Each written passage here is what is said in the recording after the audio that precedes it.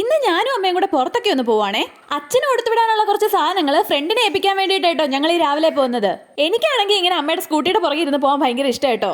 Class ഒന്നും ഇല്ലാത്തതുകൊണ്ട് ഇപ്പൊ അമ്മ എവിടെ പോയാലും വേദാളത്തെ പോലെ ഞാനും പുറകെ കയറിയിരിക്കും. എനിക്ക് ഫ്ലേവേർഡ് യോഗട്ട് ഭയങ്കര ഇഷ്ടമാണ്. അപ്പൊ അത് വാങ്ങിക്കാൻ വേണ്ടി ഞാനും അമ്മയും കൂടി ഇവിടെ അടുത്തുള്ള ഒരു കട വന്നതാണേ. എന്റെ വഴിക്ക് വിട്ടിട്ട് അമ്മ വീട്ടിലേക്കുള്ള സാധനങ്ങളൊക്കെ എടുക്കാൻ തുടങ്ങി കേട്ടോ.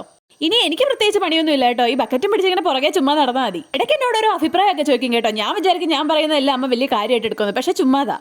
ഈ കടയിൽ വന്നു കഴിഞ്ഞാൽ എനിക്ക് ഈ ഒരു കോർണറിലോട്ട് പോകാൻ ഭയങ്കര ഇഷ്ടമാണേ. ഒന്നും എടുക്കാനല്ല, ചുമ്മാ ഇതൊക്കെ കണ്ടോണ്ടിരിക്കുമ്പോൾ ഒരു രസം.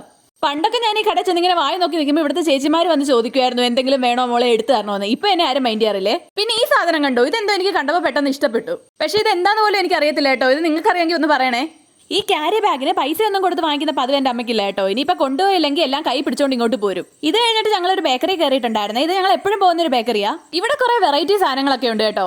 എനിക്കാണെങ്കിൽ പണ്ട് തൊട്ട് ഏതെങ്കിലും കടയിൽ പോയി കുറെ സാധനമൊക്കെ കണ്ടു കഴിഞ്ഞാൽ എന്തെടുക്കണമെന്ന് ഭയങ്കര കൺഫ്യൂഷനാണ്. മനസ്സിൽ ഒന്ന് വാങ്ങിക്കണം എന്ന് ഉറപ്പിച്ചുകൊണ്ട് പോയി കഴിഞ്ഞാലും അവിടെ ചെന്ന് വേറൊരെണ്ണം കണ്ടു കഴിഞ്ഞാൽ കൺഫ്യൂഷനാണേ. അതുകൊണ്ട് ഞാൻ ഇങ്ങനെയുള്ള ഡിഫിക്കൽട്ട് സിറ്റുവേഷനിൽ പ്രത്യേകിച്ച് അഭിപ്രായങ്ങളൊന്നും പറയാൻ പോകാറില്ല. അപ്പൊ ഇന്ന് എത്രയേ ഉള്ളൂ. ടാറ്റാ.